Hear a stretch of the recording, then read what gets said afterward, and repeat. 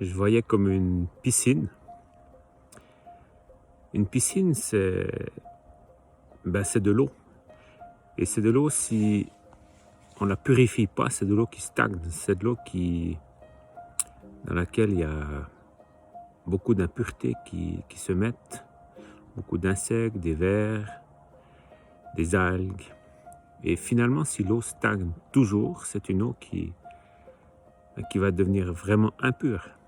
On n'aura même pas envie d'y aller parce que c'est une eau qui va stagner.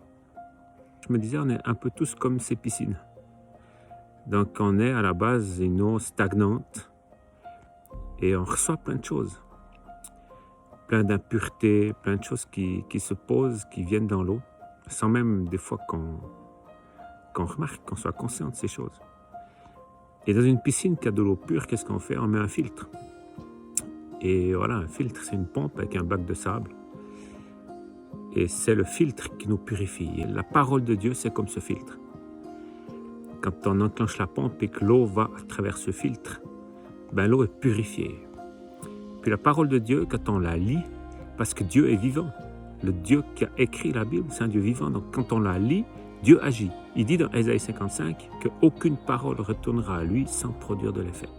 Donc quand on lit la parole avec ce désir d'être purifié, avec ce désir d'être en relation avec Dieu, la parole agit comme un filtre. On est des êtres humains, donc on a une âme, un cœur, un esprit. Et puis la parole purifie nos pensées, purifie notre volonté, purifie nos désirs. La parole purifie tout. Et puis on n'a même pas besoin de nous vouloir faire quelque chose. Quand on lit la parole avec ce désir de marcher avec Dieu, de rencontrer la parole et que la vérité se pose en nous, Dieu nous purifie. Moi, je me rappelle quand j'ai commencé à lire la parole, je n'avais pas rencontré Dieu, pas rencontré Jésus, mais j'avais peur d'être possédé par le diable. Et puis, je ne sais pas pourquoi, je pense que Dieu, c'était déjà un peu son œuvre dans mon cœur, et il m'a dit, mais lis la Bible. Et puis, j'ai commencé à lire la Bible, dans ce désir de rencontrer Dieu, parce que je me disais, mais Dieu, il est vainqueur sur le diable. J'ai lu la Bible, et quelques temps après, Jésus est venu à moi, et je l'ai rencontré. Donc, lire la Bible, c'est puissant. Dans la parole, c'est dit que la foi vient de ce qu'on entend et ce qu'on entend vient de la parole de Dieu. Voilà. La foi, ce n'est pas quelque chose qui est uniquement pour une élite. Non, Dieu, il a mis dans notre cœur ce désir et cette soif de lui. Donc, quand on lit la parole, la foi vient. Alors, je t'encourage, lis la parole, l'Ancien et le Nouveau Testament.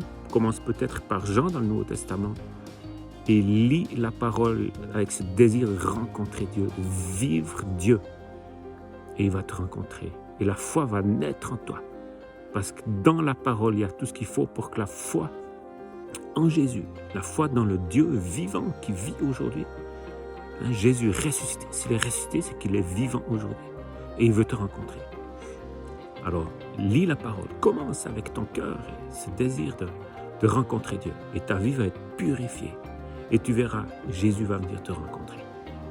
Voilà alors.